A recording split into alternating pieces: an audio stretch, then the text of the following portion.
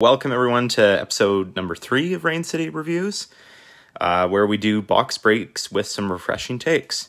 Today we're going to be opening and reviewing one of the more entry-level products, one of the starter products every year, Trilogy Hockey. It is a bit of a smaller box than previous, so in addition, I'll be talking about grading cards. Basically, I'll be going through the grading companies, how to choose cards for grading, what grading companies look for, how to submit your cards for grading, and a few other things. So why don't we get into the episode? So, to start, let's see, okay. Just a quick little part discussing our discussion topics. We're going to talk about what to expect from Trilogy, some of the top players and cards, and then we're going to deep dive into grading cards, and you'll see I have cards from 4 different grading companies, some of the top ones, an overview of the top grading services, and then a little box rating. So here we go. So before we open, always good to make sure you have top loaders. Make sure you have card sleeves.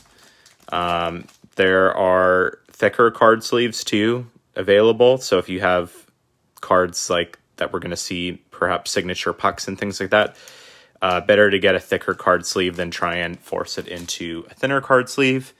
And then we also normally open up the set checklist. I'll have that kind of on my other screen, and I'll bring it over if we want to look at it and we want to see how rare a card is. So yeah, let's get started.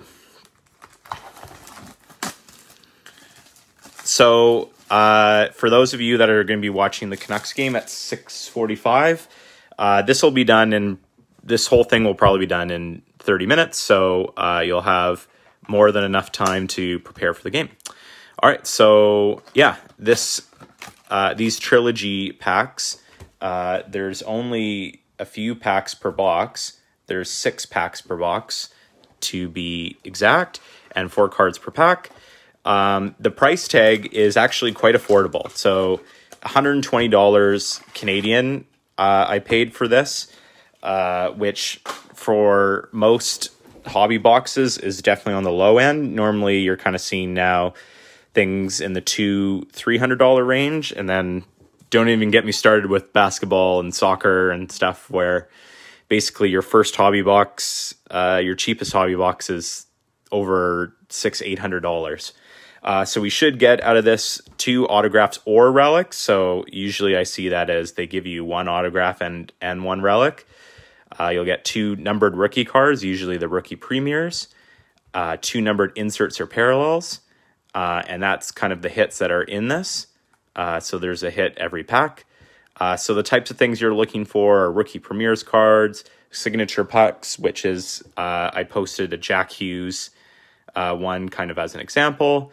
And then there's triple swatches and relics, as well as on kind of clear acetate, there's autofocus and ice grip. So let's get started opening this, and we'll talk about some of the hits that are here.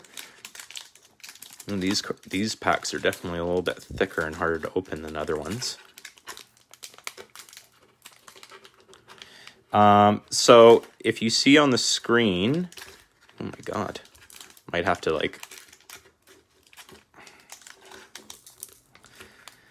we have kind of 2 defensemen that are leading the charge this year.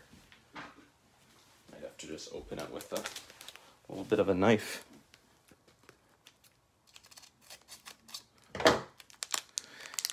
Being Quinn Hughes and Cale Makar. Those are the 2 biggest ones in the hobby this year, which is kind of a little bit different than normal years. Normally you see kind of a forward getting out there. However, you also have Nick Suzuki, who I believe is playing right now for the Habs, and he's doing quite well as well. All right, so it looks like we have 2 cards, and oh, this is a decoy, so it'll be 4 thin cards. So these are the kind of newer parts of the set called rookie renditions. So Philippe Myers is one of them. He's playing as well. Here is one of the hits. So this is a rookie premier's jersey. So this is 48 of 499, Zach Senyshyn. So you can see it is the level 1. So in Trilogy, they have level 1, level 2, and level 3 inserts. So they have different pictures of the rookies. And the higher you get up, the higher you get up in levels, the more short printed the cards are. So there's the decoy. A lot of people like decoys. And then an Alex DeBrincat. So I guess since this card was a rookie premier's jersey, this came as one of the... that's why there wasn't 4 cards in there. So yeah, sometimes you'll get packs where, you know, it'll say 4 cards per pack, but if the card is thicker, you only get 3. So that's what happened here. All right, hopefully I can actually open one of these packs. I'll always be taking your comments. Last time I wasn't getting them, so I think I will open them in my other screen just to make sure that I'm seeing everyone's questions. I'm sure people are just like razzing me for not being able to open a pack properly. Yeah, I've got a few comments, but nothing, no questions yet, which is fair. Jeez. Definitely don't recommend opening packs with scissors, but sometimes you got to do what you got to do. All right, so here are the base cards. So you can see Artemi Panarin is one of the base cards, and it looks like we're going to get another decoy, so there should be 4 thin cards in here. So Artemi Panarin is one. Ilya Mikheyev. This next one is pretty shiny, so I think I'll go to the back first. So yeah, Matthew Barzal is the other base. Let's start looking at. So Ilya Mikheyev, these are the rookie rendition cards. They're not numbered, but they have numbered and jersey variations. And wow, that is a sweet card. This is a black auto, Mitch Marner.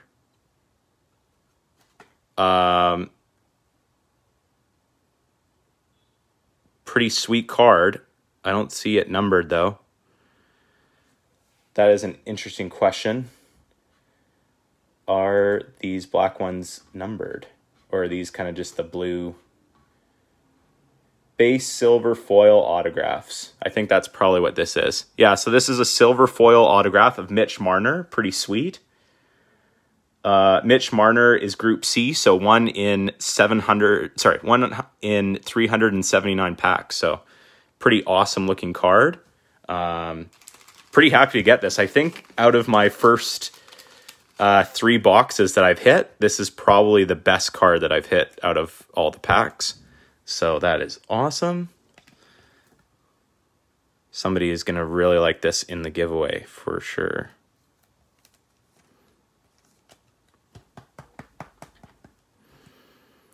So pretty sweet start, Mitch Marner. Not bad. Not bad at all. Very happy with that. All right, so we have 4 more packs to go. Let's continue on with the slides. So some other hits that you'll see in Rookie UD Trilogy is there are crystallized autographs. If I move these farther away, then you can kind of see the... You know what? I'll just move these to the side for now so you guys can see the slides. So in this one, you have crystallized autographs. You have the rookie premier patches and jerseys, and you have the signature pucks that are in different variations. So Stanley Cup champion ones. So we've had a few questions, and I'm going to try and answer them as I keep opening these packs. How do I get in here? One is, why do you feel the value of a Trilogy auto is so low? Is it just because sticker? That's from Corey. Thank you, Corey, for the question. Yeah, definitely having sticker autos definitely devalues the product to some. I also think that it's just for some reason it doesn't seem to, even though it seems to be printed every year in terms of the Trilogy set, it just doesn't seem to be a set that people are chasing a lot for. There aren't a lot of iconic cards that are coming out of them. Like there's the kind of inscribed rookie cards, but other than that, Trilogy, they're trying to just like put in different stuff and throw something at a wall and see if they can get some popularity from it, but it doesn't seem to be working. But I will say this, the fact that they keep printing it every year means that, you know, I don't think it's going to be going away soon. What are your thoughts on Trilogy this year with the change they made from last year? So Corey had a question there as well. In the past, Trilogy used to have 3 hits, so either 2 autographs and jerseys, and now they have 2 hits, so 1 autograph and 1 jersey usually. So generally, when there's a decrease in hits, that's not always great, but now I guess they've managed to keep the box price low. So in a way, I think there's good and bad with it. I think it's always good to keep different people in the hobby, and some people don't want to spend more than, you know, $200 on a box. And I really think that is starting to price people out of the hobby with the hobby boxes going so high. So here's a Matt Dumba base. Another rookie renditions, Ryan Lindgren. I don't mind these cards. And another rookie renditions, Trent Frederick. And you'll see this one is numbered. It is the blue foil. And this one is numbered 146 of 199. Very difficult to make out, I won't lie. But so that's pretty nice. And then another base. Signature pucks for sure are ones to chase, but especially the rookie ones. But I don't know. I just feel like in terms of popularity, they definitely this set seems to be kind of undervalued. But that's okay, because that means people like myself who want to buy boxes for under $150 can do so. So, all right. So we got a red. Okay, it's probably a red rookie. But yeah, here are some other ones. So it's again Trilogy base, Rem Pitlick rookie rendition. So I do like that they're adding more rookie cards because that's nice. Another numbered rookie. So this is Nathan Bastian, 57 of 399, and Carter Hart Trilogy base.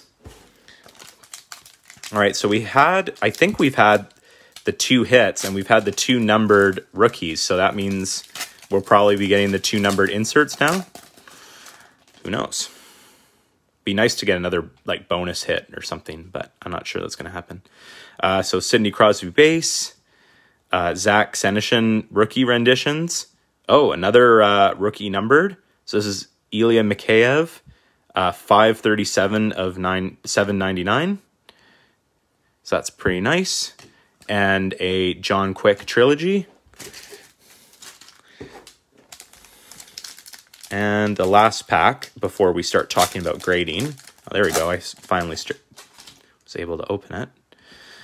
All right, base on the back too. So Jack Eichel, Nathan McKinnon, a Libor Hyjek rookie renditions, and ooh, nice, a Nick Suzuki, 231 of 399. So we got a bunch of nice numbered rookies, and definitely not unhappy with getting a Mitch Marner autograph because he's a very good player.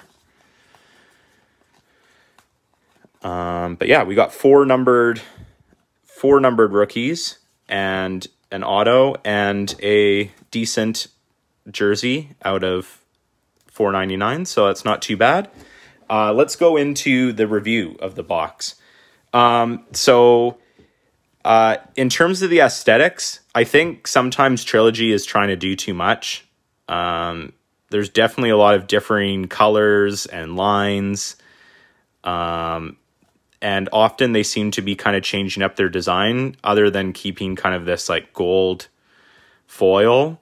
For example, these rookie renditions this is kind of like a new part of the set.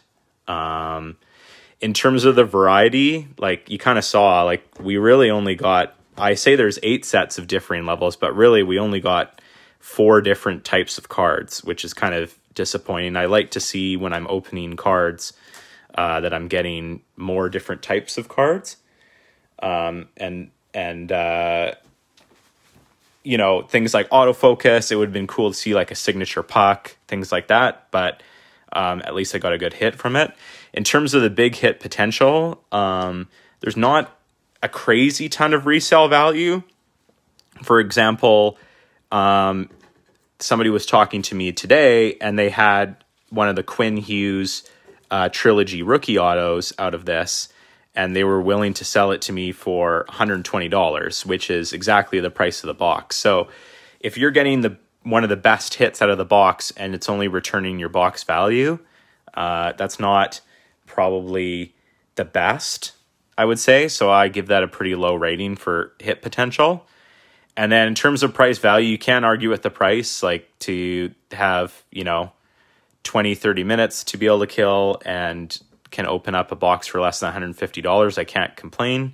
But in terms of the value, you don't always get back what you need, because if this was maybe like a mid-level or low-level rookie instead of a Marner, you might only get $20 back. So it's more kind of about the fun of opening rather than about the chase of the massive big hit.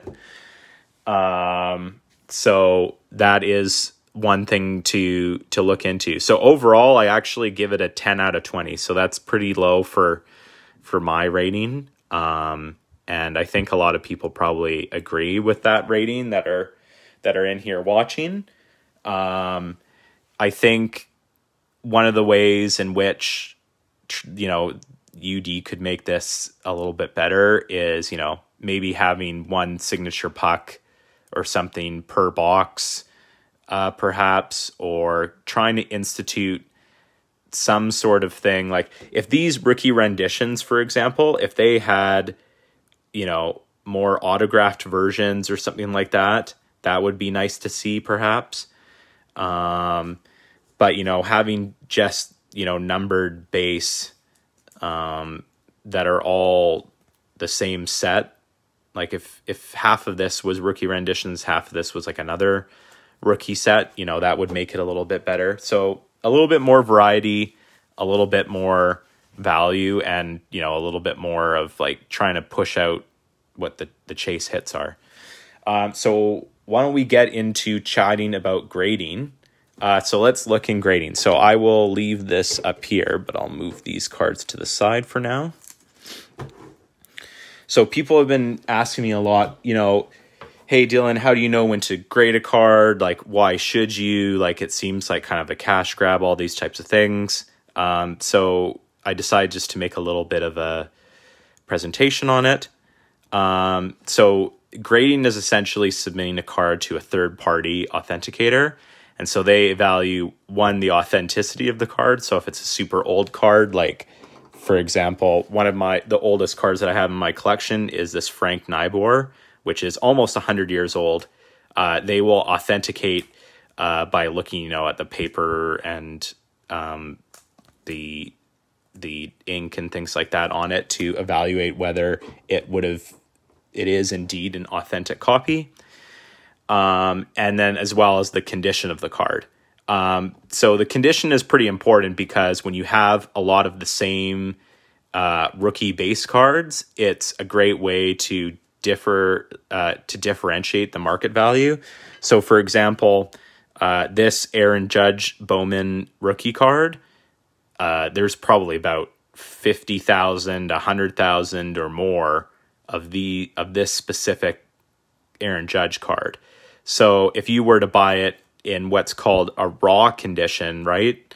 You might get $3 to $5. I think Aaron Judge has gone up, but that being said, but having it graded and paying money to get it graded and showing that it's in great condition will increase the value, because out of the 50 or 100,000 that are there, there's a lot less that are in this grade of condition. And obviously, because it's encased, it should remain in that condition. They also look nice for display purposes too. So that's kind of a doubling thing. So people have asked me, hey, Dylan, when do you grade sports cards? So some of the simple rules that I use is that, one, the condition of your card should be seemingly flawless, especially with modern cards. Vintage cards, we can talk about, if you want to grade a vintage card, it's okay if it's in a little bit worse condition. But for any modern card, like anything past 2010, it's got to be in pretty great condition, because with everyone inventing card sleeves, top loaders, things like that, there's a lot more cards like this that are in top condition. And so you need to make sure that if you're sending it in and you don't see a flaw, that it doesn't dock you too much, right? So that's one of those things that you definitely want to look at. I would also generally grade any cards I would only grade cards if they're worth more than like $50 or $100. And the reason I say that is because if you're grading a card that's like $3 or $5, like this Aaron Judge card, if you get it back and you sell it, really you're selling it for $25, $30, which is almost as much as it costs to grade, right? So when the grading costs more than the card, that doesn't really make sense in my perspective. I know people do it, but I would rather buy off of them after it was graded rather than sending that all in. You also want to make sure, the multiplier of your card from a raw to, a 9 or a 10, like a mint card, is high, right? So, for example, one of the cards that I've recently sent in is this Kylian Mbappe. He's a superstar soccer player for Paris Saint-Germain. It has about a $350 raw value, but in a PSA 10, it's $2,000. So it's one of those things that you want to look at. Hey, if I submit this card and it's worth $100 right now, how much is it going to be if it is a PSA 10, right? So I see a lot of people sending in like $100 cards that, if they're PSA 10, they're $200. And then if they're PSA 9, they're the same value. So to me, that's not necessarily worth the risk in the amount of money that you're putting in. Let somebody else take that risk. And then the fourth rule that I use generally is that the card is generally known as a true rookie card. Now, above all, it's definitely your personal preference whether you want to grade a card or not. But generally, these types of cards like this, where if you discern between the base card value raw and a graded card, that's when you're going to get your most value out of grading. So here's another card, for example, this Pavel Bure card. There is about, hundreds of thousands of these Pavel Bure cards, but to have one in a PSA 10, there's a lot less of them. And definitely having something like this is going to differentiate. Now, again, I bought this singularly because the card itself is not worth more than $50, but in a PSA 10, it might be worth, $100. But I know that it's, one of the best copies out there. Now, people are asking different questions. Are different companies better for certain sports? So, and there's Beckett and PSA. So let's go into that now. I was assessing card condition first. Why don't we go to the grading companies first? So the top two grading companies, most of you know, are Beckett Grading Services, which is BGS, and PSA, which is Professional Sports Authenticator. So these two have the longest history and reputation, and therefore they have the most they have the highest resale value for vintage and modern sports cards. So right now, in my opinion, modern hockey is more dominated by Beckett Grading Services, or BGS, whereas PSA is generally dealing with vintage hockey and things. But however, trends are changing. I know over the last 2 or 3 months, getting things in a PSA 10 has generally meant more value, or has skyrocketed in value, and over a BGS 9.5. This is even more shown in things like baseball. You'll find the same rookie card in a PSA 10 is sometimes twice as much as the same card in a BGS 9.5.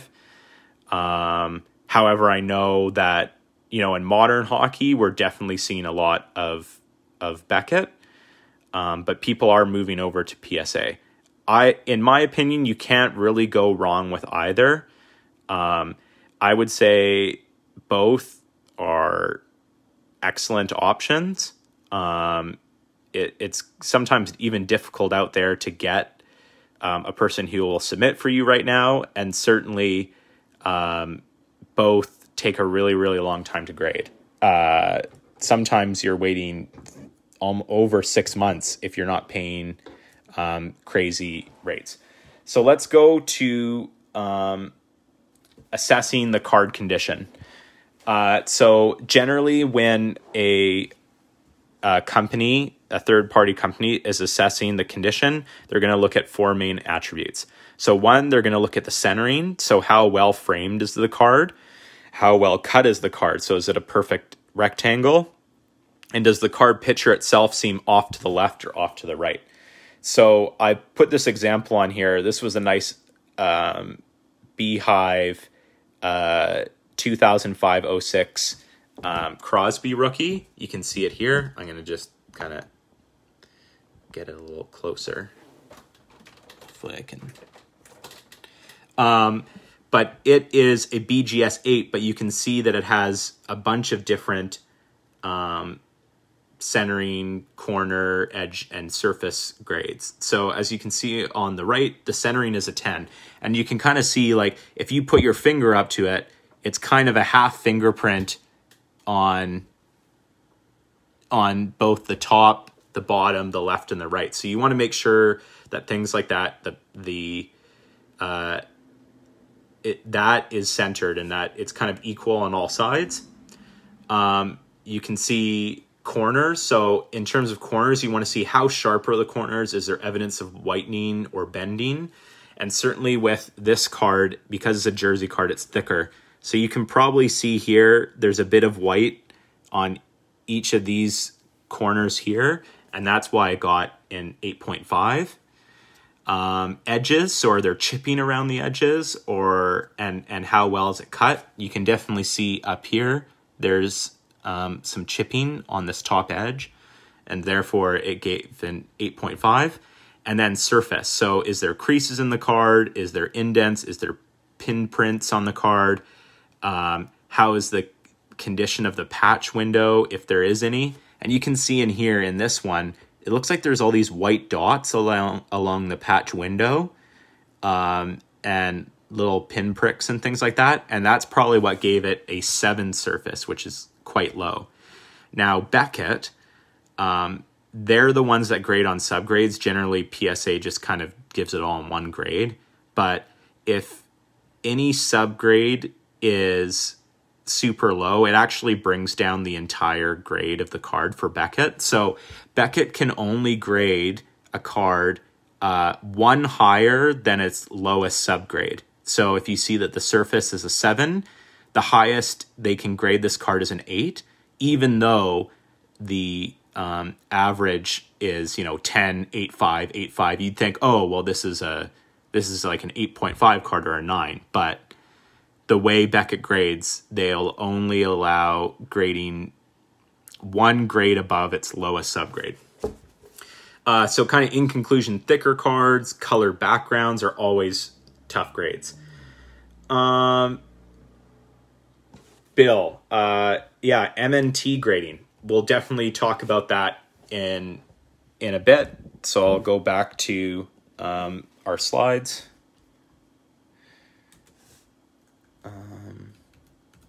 So there are kind of three other graders that I've seen. So one is SGC grading.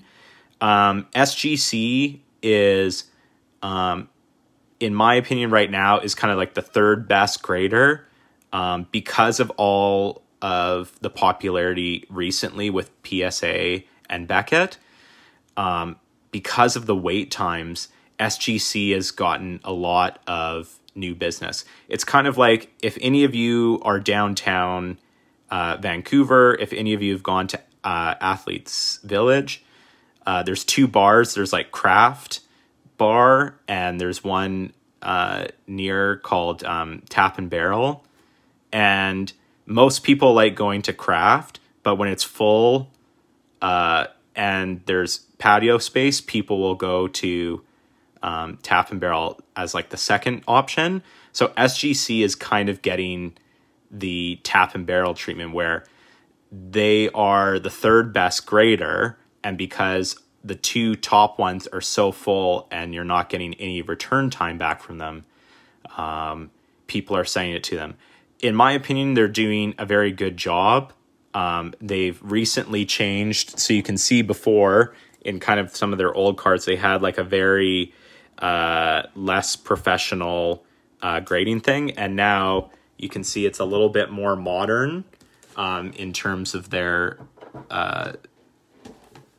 kind of presentation. I also always like that they have black backgrounds around the card. I think the framing is quite nice, and it looks okay. Now some people don't feel that way, so it is what it is. Fred Kwan asks as a question, do subgrades cost extra? Generally, Beckett, before for a very long time, Beckett was always doing subgrades, and then recently they decided to do another service where they were doing no subgrades for a cheaper cost. So essentially, yes, subgrades cost extra. But for Beckett, they've always kind of done it this way. MNT grading, this is a grading card company, I believe, out of Ontario. And they seem very... I think they're a business that started either out of Klutz-Chara, which is a big Ontario breaker, or, they have like a very good relationship. But this is a Canadian grader.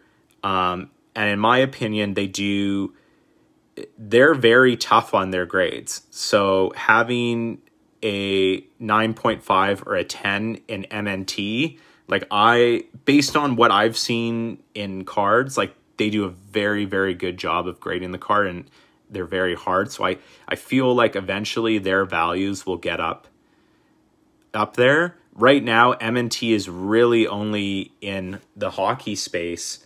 But we have seen, obviously, people send cards like this baseball card and things like that. And I think they'll continue to grow, especially in Canada.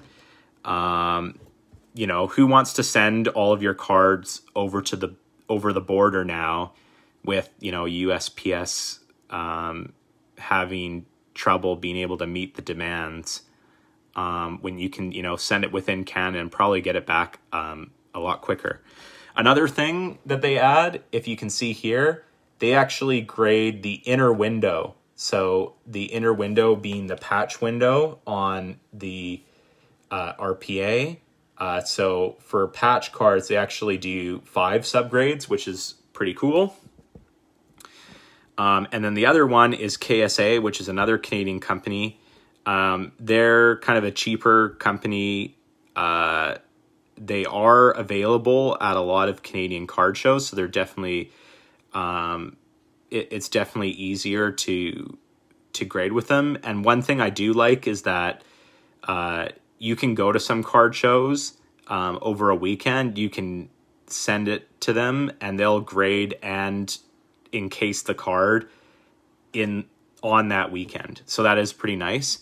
However, I feel that they are too generous in terms of their grades. So sometimes when you see things that are, 9.5, they might actually have like a serious flaw that would be more of an 8.5 or a 9 in other graders. So I think by grading too generously sometimes, they kind of kick themselves in the foot, especially when you're rating on a 10 scale.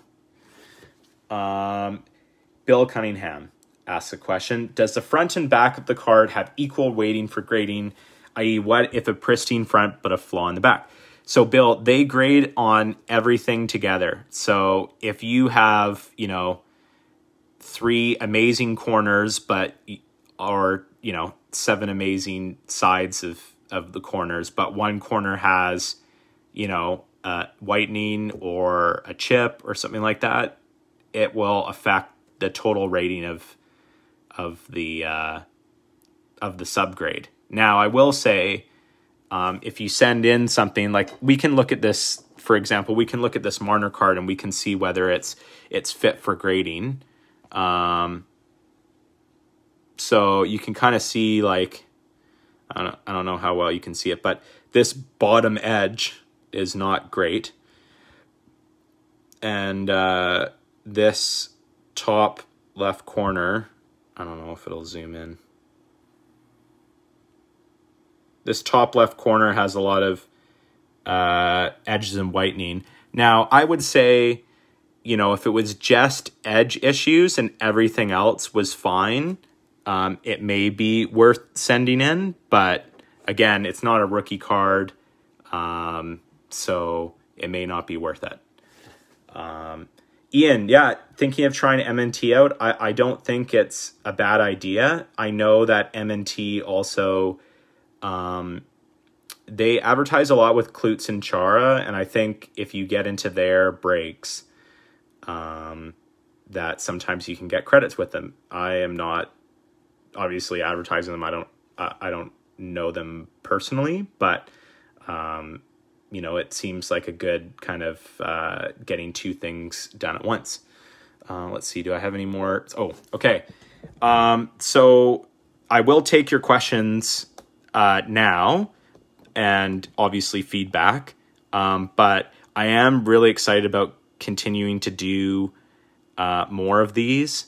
Hopefully doing kind of 5 episodes is kind of my first run through and learning kind of the basics. And then I'll probably do like a second season where, I really get into getting a little bit more streaming up, getting a little bit more, presentation wise with this instead of just having like a computer screen. And one of my next episodes, I'll be talking about group breaks and razids. So, as you can see here, I kind of have 3 boxes in mind. I think for the finale, I might get an Upper Deck the Cup tin. But if I was to do that, I'd probably want I'd do it as like a $5 times like 100 spots, and would give away all the cards to the people in the top 6 or something like that, where I'm not losing $600 on doing a review. But those are kind of the 3 I've been looking at. Ultimate also looks pretty amazing too, 1920 Ultimate, so maybe I could do that. In terms of giveaways, so 5 lucky winners will be receiving a pack of these cards, including this Marner auto. So I'll probably give away the Marner auto as one in one pack, the Zach Senyshyn in another, Nick Suzuki, the Nathan Bastian and Trent Frederick probably will go together, and then the Ilya Mikheyev. So it'll kind of be like that, and then I'll kind of add these other rookie cards in there as well. So for you to get into the giveaway, all you had to do is, if you even made a comment in this live Facebook video, you're going to get 1 entry. I'm going to post the YouTube video later after I'm done. So if you comment on that too, you get an entry. And if you tag a friend in the Facebook feed and say, hey, please watch this later, I think it was really good, that would really help me just to get more people watching and giving me more feedback. And then if you've subscribed to my YouTube channel, you'll get an entry as well. So I'll be doing the draw a little bit next week, like on Monday or Tuesday, and then sending them all out, which will be great. So, yeah, that's all I have for today. I did want to make it a short episode because I know that the Canucks game is coming on at 6:45. So thanks everyone for watching, and yeah, hope you have a pleasant rest of your evening. Have a good night.